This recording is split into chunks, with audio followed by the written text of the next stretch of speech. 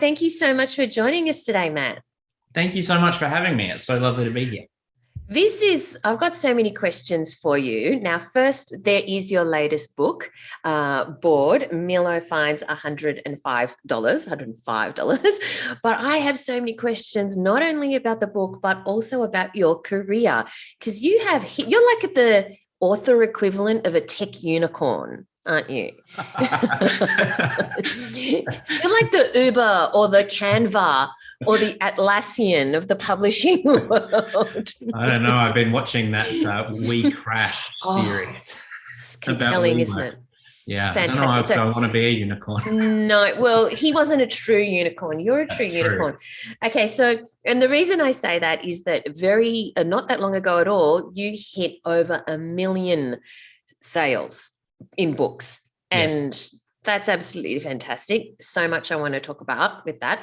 But first, I just want to, before we even start talking about the book, give listeners some context. Now, anyone who's a parent is already familiar with you, but there are some listeners who are not. And I would like if you could just fill us in on almost like a potted career history so far to lead you to where you are today. Sure.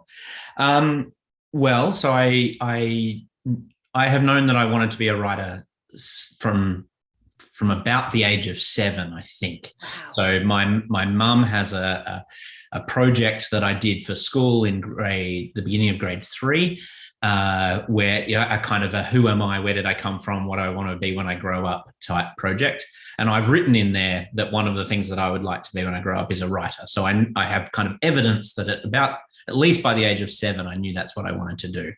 Wow. And I've loved writing stories my whole life. And I spent a lot of time as a kid just in my own imagination. And so there were always stories and characters happening in there. And so my career story then is the kind of the creative challenge that I think every writer faces if they choose to, which is, if I want to do this for a job, how do I make that work? Because I would have loved to have finished year 12 and for there to be a job ad for novelist, I would have applied, but it doesn't exist.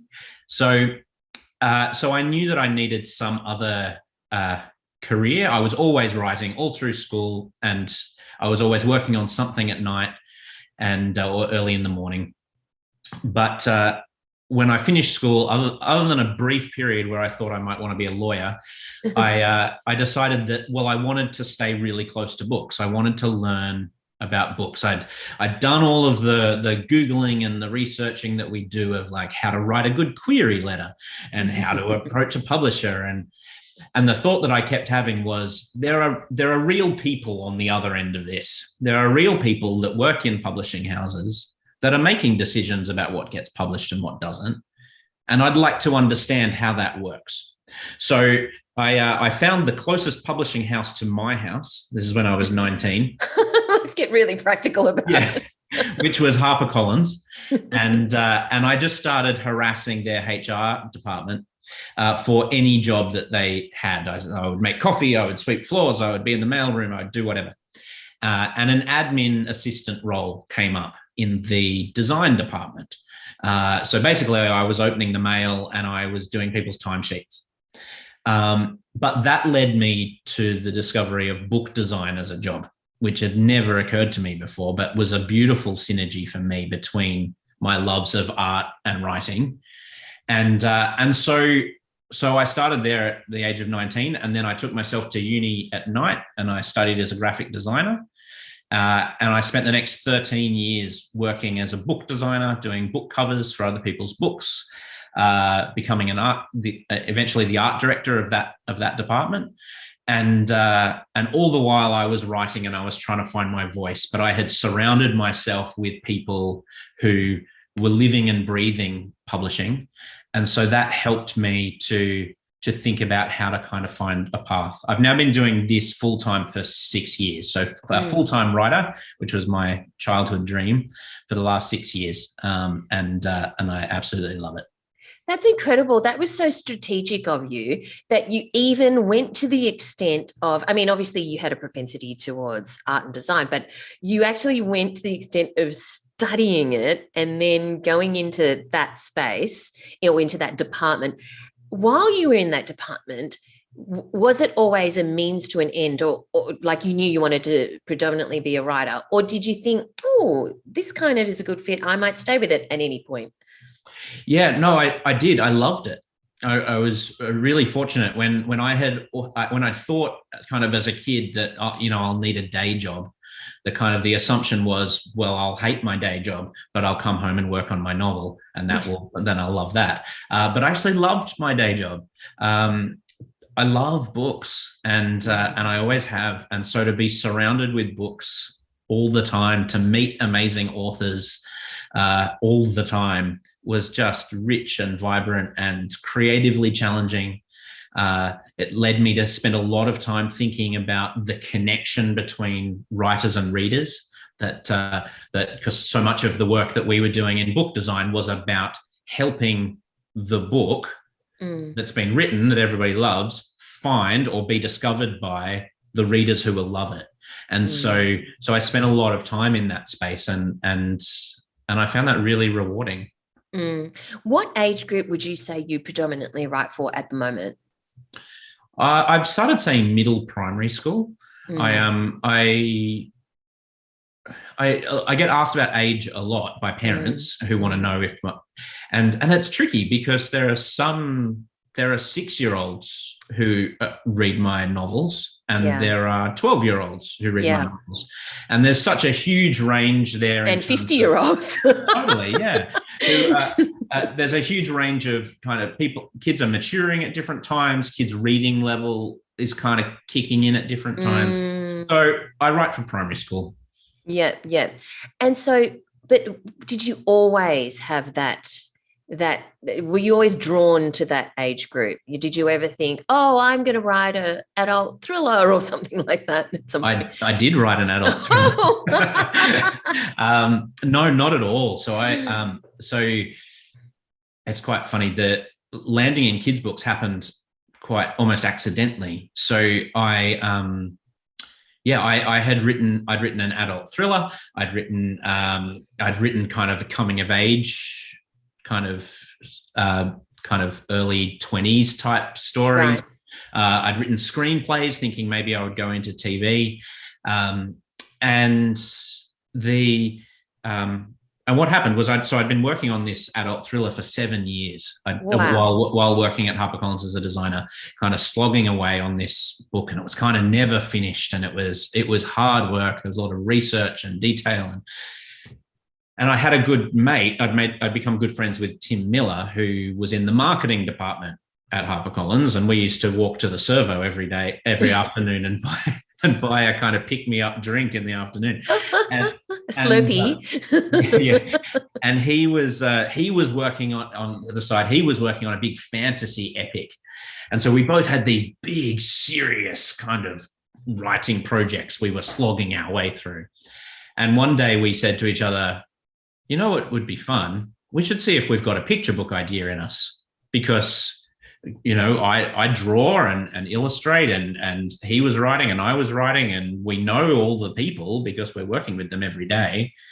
Let's see if we've got something. And so we came up with the idea of there's a monster under my bed who farts. And it was a bit of a joke. It was a relief from the big serious projects we were working on. And we published it. Harper was interested in it. They published it. It sold really well. And what that did was that put me in front of kids. Because it was right around the time that Beck and I were starting our family and starting to have children, but it took me into schools and put me in front of kids, and I realized that there's something really exciting for me in that kind of primary school space, because kids are deciding if they're going to be readers or not, and it's amazing to me how early they adopt the kind of, oh, I hate reading label, and that can carry through to adulthood. So the idea of creating and writing in the space where you have the potential of really opening up the reading door to kids, and then who knows where they'll go with it, I find that really rewarding. Right. So you've obviously really made a name for yourself in that space. Are you still going to write the adult thriller? Not that thriller. It's been interesting to have gone on a journey of taking the thing that I always did on the side for my own creative satisfaction, and then making that my main job. Yes. That's an interesting shift that I hadn't kind of expected. And so I think for me, writing things that are not children's books in this stage of my life that's still the creative work that I'll do for me for now. And I think, I would like to write lots of different things. I'm really happy doing what I'm doing. But yes, I'm constantly trying to be better and trying to improve and trying to stretch and grow and as a writer. And so those challenges and those spaces are still really exciting to me. So when you initially you wrote the books with Tim, and that's obviously a collaborative process, but not always when people write picture books, because often writers and illustrators are never meet and stuff like that. But obviously you were in the environment such that it was a collaborative process. You've done ones with your wife, Beck. Which was your first solo, and how was that experience different? So my first solo book was Funny Kid, the first Funny Kid book. So I'd done 2 picture books. Which is bananas, right? A series that's just bananas. It's gone bananas. It's been really fun. Yeah. Yes, I have 2 picture book series. Yeah, as you say, one with Beck and one with Tim. I'd done one kind of one-off book with Mark Carthew. And then as an illustrator, I worked as an illustrator, and then I moved into novels, and I have done all of those myself. I think I've always worked that way. The thing that was unusual for me was working in collaboration. Right. So as growing up, getting up at 5 o'clock every morning and writing before school, that's a space I'm really used to, and I quite like it. Where I think I've grown a lot is in my work with the team at HarperCollins Kids team. So with the editors and the publisher and the whole team there. Because I've worked on the other side, because I've worked in the publishing house, there are so many incredibly wonderful and creative people working in that space who love books, and so it's a huge creative benefit to really involve them and engage them as much as I can to push everything that I'm doing to try to make it better. So that's most of the collaborating I'm doing at the moment, but the original kind of the day-to-day work is me in here. When you started the Funny Kids series, was it always the intention for it to be series? Yes. Yeah. And obviously this is a series as well, board. So Milo finds $105. Tell us what made you think, I'm going to write this book. Or actually first tell listeners what it's about so they know. Sure. So it's my first series that is not illustrated. It's got a little kind of visual prologue at the start, but other than that, it's a novel. And what I wanted to do, what I'd realized is that all of the work that I do is in series. And when you create a series, you kind of make a contract with the reader, if you like. This is what I've discovered along the way. You say, this is what this is going to be, which also includes this is what it's not going to be. And so then the kids who pick up a Funny Kid book know what they're going to get in a Funny Kid book. Well, there were other spaces that I wanted to write about that I can't do in a Funny Kid book because it kind of breaks that contract.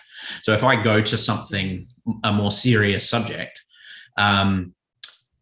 then even though I could still kind of find ways to do it, to explore it with humor, Funny Kid the promise is I'm trying to make you laugh on every page. And so I either have to break that promise, or I have to treat the subject that I'm writing about with too much levity. So what the beautiful thing about starting a new series is you get to make a new contract. And what I wanted to do was, my daughter Bonnie has just turned 9, and in the last couple of years she discovered the Babysitters Club. Okay. And so we watched the show. She read the graphic novels. We've read some of the novels, and it reminded me of some of the reading that I'd done as a kid, in terms of sort of authors like Judy Blume or Robin Klein or Morris Gleitzman, where there were stories for kids that were really about the complicated business of being a kid, the normal stuff that kids go through. They're not super exaggerated. It's not escapist fiction. It's the real normal stuff. It's relationships. It's divorce. It's grief. It's all sorts of different subjects, and that there is humor to be found there. And that's what I wanted to write about. I wanted to write a series that, in a way, did the kind of Seinfeld thing of like, it's about nothing, which means it can be about everything, and explore the kind of the real day-to-day earthiness of what it means to be an 11 and 12-year-old. So that's where bored comes from. Bored, every kid. It's bored, complains about being bored, especially in the last couple of years, and every parent has heard it to death, and it goes through different approaches as how to solve it. So the books in the series will be from different. There's a group of kids. Different books in the series will be from the perspective of different kids, and they're all quite different. But the thing that kind of unites them is that every book will start with them being bored, and kind of what happens from there. Either something comes to them, or they initiate something. What comes from the place of bored is the beginning. What comes from there. Brilliant. Now, when you are writing a series, and maybe you can talk about this more about the Funny Kid series, because this is just at the start. The board is just at the start. Do you already know how many books are going to be in the series, or do you just keep on writing and then you kind of know this is going to be the end one? You know what I mean? Sure. So is it a bit organic, or do you plan it out?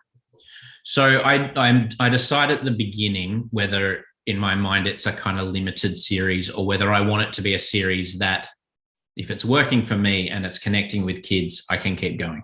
Okay. And I've realized that involves quite a different approach to writing. So I've got a graphic novel trilogy called The Odds, of which 2 are published. The third one is written. I'm illustrating it at the moment. So that's a closed arc. That's one story told across 3 books.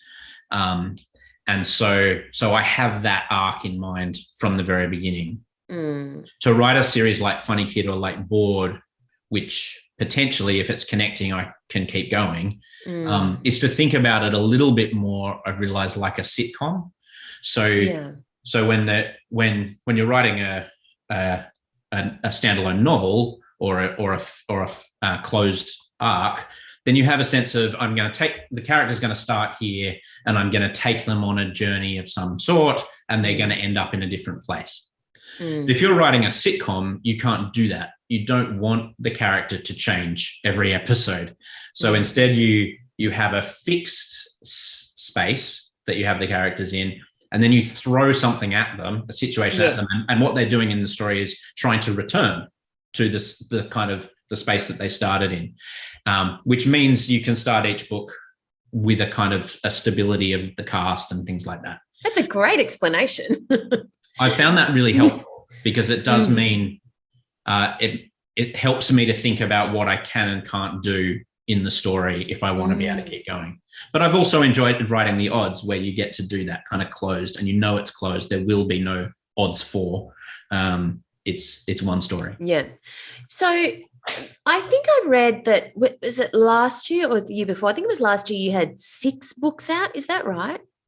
Quite possibly, yes. I Yeah, think it's. I mean, and it's the craziest year was 9. 9 books. Mm-hmm. That's insane. Okay, Mm-hmm. so we need to talk about that, because how is that humanly possible? It's not. So, so if this can be my confession space, Yes, please do. It's not. Like, it hurt, and I've been through a bit of a process of being honest with myself that I'm not a machine. I'm a human being. So the reason for it is it came from a place of, I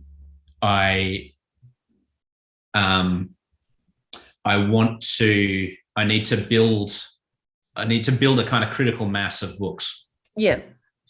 And so not all of it, like most of those books were not novels, especially on the 9-year. So one of them was this series of baby books that Beck and I did together. We did 4 in a year. They're incredibly simple. So it's not like I was writing 9 novels, but it was too much. And I had come from a space, like my whole 20s had been about kind of working huge hours in the office and then coming home and working huge hours at night on my side project. And it's all about the hustle and the go. Yes. All of that. And I think as I'm getting a bit older, I've realized that's not going to always, that's not the way I want to work forever. That was a season. And what's really important to me is that I continue to grow as a writer, and that means creating some space. Now, I'm living in the benefit of working that way because I did get a critical mass of books, and now I have the luxury of being able to do this. The unicorn. You're the yeah, sure. Yeah. But it was especially moving out of full-time work, like salaried work, into being a full-time writer with a mortgage and young children. I felt the pressure of that. I felt that kind of like, this is a small business, go, go, go, go, go. And we've been able to build it to enough that I don't have to, I can be a little bit kinder to myself now. Right. So what you're saying is that even though you wouldn't do it again, you're kind of glad you did it because it gave you the foundation of a body of work, which enabled you to be the unicorn. So what now is your ideal number of books per year, if you could pick an ideal number? Yeah, sure. So kind of going forward from here, the plan is to do 3 to 4 a year. Okay. So when you're doing those 3 to 4, tell me about the structure of your year. Are you working on them at the same time, or are you going, okay, this quarter I'm doing this quarter I'm doing this, and this quarter I'm doing this? How does it work on a practical level? So there's lots of books happening at the same time. Yeah. But I've usually set it up so that I'm doing different things on each book at the same time. So it's not like I'm working on a manuscript in the morning for one book and then working on the manuscript for another in the afternoon. I'll be writing one book. I might be editing and working with the editor on another book. I might be illustrating another book. I do all the covers for my books, so I design all the covers. So there's that in there too. So it involves lots of collaboration with the team at Harper, and they've been really great about that. We've got shared schedules and all of that sort of thing. I do really like working on multiple projects at once. I find that creatively stimulating, and it helps that if I'm a bit stuck on something, if I've hit a story problem and I just need to let it mull for a while, well, I can illustrate something while that's mulling away. That's using a kind of different part of my brain. And so I can stay productive even while I'm kind of working through things. So if you are doing, you enjoy working on multiple projects at the same time, is it easy for you to shift gears, change hats, or do you have to, I don't know, listen? Some authors say they have to listen to the soundtrack that's associated with that book or whatever. A little bit. One of the one of the biggest challenges, I think, like the illustrating feels quite different. So I can just go into that space. When I'm illustrating, I've usually got a movie on in the background. Like it's quite a different space. But with writing, the thing that I find most challenging about moving between different projects is connecting with the voice of the character and making sure that Milo in Bored doesn't sound like Max from Funny Kid. And so sometimes that's about music. I do that. Sometimes. So what was it? What did you do to get into Milo's voice in this one? Okay, well, I haven't told anybody this. I used an accent. I spoke it out loud in an accent. Now I'm terrible at accents and I'm not going to do it. But I found that really helpful because as I've written Max in Funny Kid, I've often spoken the words out in my voice. Well, if I used an accent, and it doesn't really matter what, for Milo when I was writing, then he sounds different to me and he feels different. And right now I'm writing Frog, a character from Bored, who is the protagonist of the second Bored book, and I'm using a different accent. Is it the same? Is it a specific accent for the Milo book, a specific accent for the Frog book, or it's just a different accent to get you into a different headspace? Yes, I'm using a different accent for each character. But they're consistent for that character? Yes. Yes. Yeah. Okay, so that's a really weird technique. Yeah. And how did you chance upon that? Did you read it somewhere, or how did you in the world would think that? I think it happened because I was writing Milo and talking the dialogue out loud as I was writing it, and just going, oh, that bit sounded like Max from Funny Kid. That sounded like what he would say. How do I make it not? How can I distinguish that? Because with Max, I'm just using my normal voice. Yeah. And so so it was a kind of like, oh, I don't know, let's try this. And when I tried it, I went, oh, that gives me something fresh, which I don't know that you can see on the page. My like, it's always going to sound like me, but my hope is that it sounds different, a little different. Yeah. It has a kind of, so Milo uses shorter sentences, and there were a few little kind of verbal tics that I gave him, some of which we weeded out in the edit in the end because they were distracting, but it was helping, just to go, this is a different kid, so he thinks differently, and that's interesting in Bored because I've created a cast of characters, but I need each character to be able to be a protagonist in a future book, and to have their own voice. And that's not always the way that you create a cast. You start with your protagonist, and then you kind of build out perhaps what you need your other characters to be. So you start off with saying the basic premise that they're bored. What then? And obviously you have some idea of how it's going to start. Do you know when you start writing what's going to happen, or are you effectively a pantser? Am I a plotter or not? So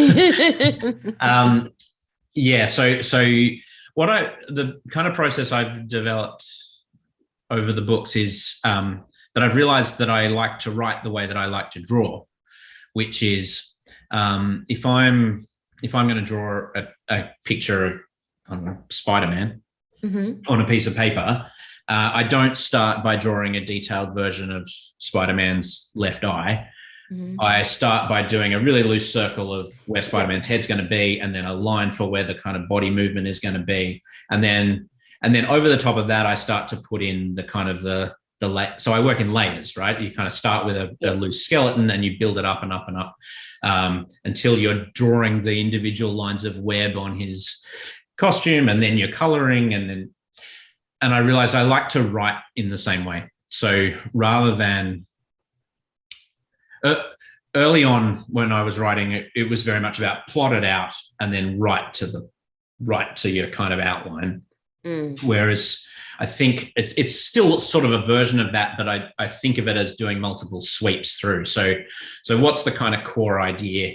How am I putting that down? Then how are the characters kind of interacting across the story? And then where are the different challenges and twists, and how do I make this story interesting? How do I make these scenes work? I've got this idea for something that's going to happen at the end. How can I layer that in early on so it kind of seeds it in there? Then sometimes that even comes down to then writing a scene dialogue first. So writing it like a script. Oh. And then going, okay, so now so that I can write kind of quickly. So I can be like, one character says this, which, the other character is going to come straight back with this. And I'm not thinking about what might need to go in between just yet. I'm just in the scene. And then coming back through that dialogue and writing around it. And so I kind of work that way. Wow. Okay. And then when you're in, focusing on a manuscript, like you've got one going, what does your day look like? What was like, how do you structure? Is there a structure? You wake up at a certain time? Do you have a specific routine? What's that look like? In my ideal world, that's what it would look like. But in reality, we have 4 children. Oh. The youngest is 1 and the oldest is 9. And life is full and crazy and busy. And Beck and I both work from home. And so it's all very fluid. And so, maybe one day further down the track when life is a little bit more, when they're all at school, routine, then it might go back to something like that. That's certainly how I used to work. Routine was really important for me when I was starting. Right. At the moment it's I've always been someone that's gotten up really early and written kind of before everyone gets up. But going back to that, I'm a human, not a machine conversation. I realized that meant that I was waking up to an alarm. And if I've had a bad night with being up with the kids, then you feel behind, and it's 5:15. It's like, I don't want to feel behind at 5:15. So I've been kind of trying to take care of myself a bit better in the early mornings. Get up, we do the school routine and the school run, and then each week Beck and I are kind of mapping out the week. I'll work here, you work there. I'll do this school run, you do that one. So that's what life's like at the moment. When you found out you'd passed the 1 million book sale mark, was there a celebration in your house, or did you? How did that feel? Did you ever think that would happen? I'd not thought about it specifically. I'd always sort of hoped that I could reach a lot of kids. But it was we certainly celebrated here. The way that I've found it helpful to think about, because in publishing world, there's lots of talk about numbers and sales and all of that, and which is helpful to think about. But also the kind of the more meaningful way to think about it for me is, and it's a bit cheesy, but it works for me, which is, okay, so every one of my books is designed to give kids a great time with a book and to hopefully create a smile. If you think 1 million books sold, maybe that's 1 million smiles. And that feels pretty meaningful. Yeah. That kind of the connection with readers and what you're doing, and kids are carrying a lot, and especially in the last couple of years, and there are lots of pressures on them, and so if I can give them a reason, if I can gift them a smile at some point or make them laugh, then what a joy. So, I mean, it's a double thing, right? Because it's a great outcome for the kids. It's a great milestone for you, but it does kind of circle back to, it's intricately tied to that concept, I'm not a machine, because that it was that period in your life, or your 9 books, or, and the surrounding period where you worked really hard to set that foundation that enabled this, I imagine, enabled this to happen. Do you, even though that was really hard for you at the time, do you regret it at all, or are you grateful for it because it gave you this? Yeah, no, I don't regret it. Mhm. Because I also learnt a lot about myself as a creative and as a human being, Mm. in that period. And I guess what I took from it is I don't want to keep doing that. Yeah, And sure. I don't have to. And you don't have to. Well, yeah. And But it was because worth it. But it was worth it to give you that foundation. yeah, Right. I don't regret it. Mm. It's just been a shift in my thinking about how I kind of where I want my priorities to be. Of Um, course, of course. and that's and I think I'll create better work. I think I am creating better work as a result, and that's Mm. that's what I feel really passionate about. Mm. I want to be a better writer next year than I am now, and keep growing and stretching, and that means for me in this season just slowing down a little bit and Mm. being really intentional about what I want to create. I don't need to throw spaghetti at the wall.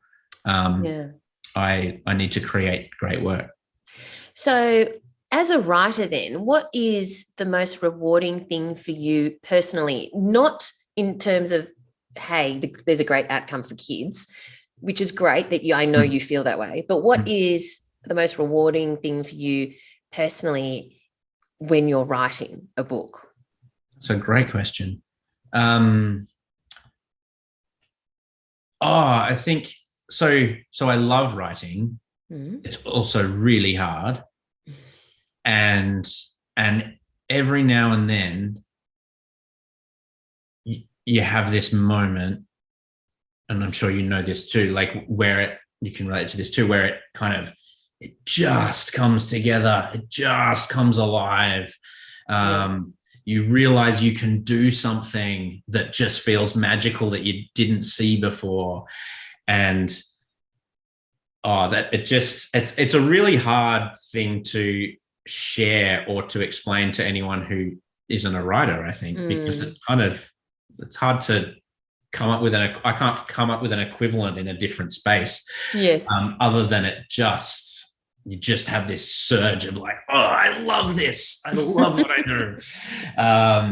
And so those moments are electric, and I love them. Yeah. Brilliant. I'm so excited about the rest of the series rolling out of Board. Before we finish up, my final question then is, particularly for the age group that you focus on, what if there are other aspiring writers out there who want to, connect with the kids that you so obviously do, that want to write stories that really, really resonate with their readers and who want to pass the million bookmark. Maybe not so much that bit. What are your top 3 tips for people writing for that audience? Sure. So one of them would be uh, spend time with kids. Yeah. And so for me, that's a combination of kind of writers' festivals or school visits where I can do them, but probably more more kind of normally it's being with my kids and their friends. So it's um, just hearing how they're talking, listening to the way that they're relating, listening to the things that stress them out, and the things that are huge in their world. Often we kind of, as an adult, we come with this perspective of like, well, these are the big things and these are the little things that you're dealing with. But a kid has a different viewpoint on that. Yes. Different things are big and small. And as a writer for kids, we need to enter into that space. I don't think, well, at least in the sort of writing that I'm doing, I'm not particularly trying to teach kids anything. I just want to meet them where they are, and create great stories that they're going to really enjoy in the space that they're in. Yeah. So that would be one thing. The and I guess it's related would be, I think we patronize kids a bit. I think we think of them as half-formed humans, like they're kind of, and so, and sometimes that can come across in children's books. that feeling like, I mean, I guess it's connected to that idea of teaching them stuff, but it's that kind of, this is what I want you to learn from this book. This is what you need. And I think we could do a better job at listening to kids a lot more. I realize those two dramatically overlap. No, that makes sense. The third one, I guess, I use this a bit as a general kind of response to people who chat to me about what that they want to write kids' books. And that is that my kind of question back is, well, if you can, have a really careful think about what it is you're actually trying to do. So why do you want to write a kid's book? And the reason for that is not because I'm not trying to be challenging or adversarial. It's because there's a whole lot of different pathways available to you, and why you want to create children's books should dictate the path that you choose. There isn't one. So if you want to sell 1 million books and you want to see your book in a local bookstore, then you probably need to be traditionally published. So therefore, you need to think about what publishers are looking for in and what they think works. If you really want to if you've got an idea that's just burning in your mind and you just really want to hold it in your hands, well, there are some really wonderful and affordable ways for you to take that idea and put it into a physical form. If you've got a really specific idea about a really specific subject that you think this book should exist and this needs to be here, but it's probably not for everybody, it's for a particular thing. It's a story about grief, or it's a story about, I don't know, a particular subject for a particular group of kids. Well, then there are pathways for you to create that and to think about how to connect with people. So to kind of pause from the like, oh, I've got an idea for a book, to pause at that moment and go, what do you like? Is this something you want to do for the next 20 years and you want to write a book a year for 20 years? Or is this, no, you've got this one book and you want to get it out there? Because if you can be really honest with yourself about what that is that you're trying to do, it makes selecting your kind of publishing pathway a lot clearer. That's absolutely fantastic advice. Thank you so much, Matt. I think, look, everyone bought the first in this series, no doubt many more to come. And of course, Matt has a billion other books in his back catalogue that you can check out. We must have you back again soon on the podcast, because that was an absolute delight. Thank you so much for your time today, Matt. Thank you so much. I love chatting with you. Thank you.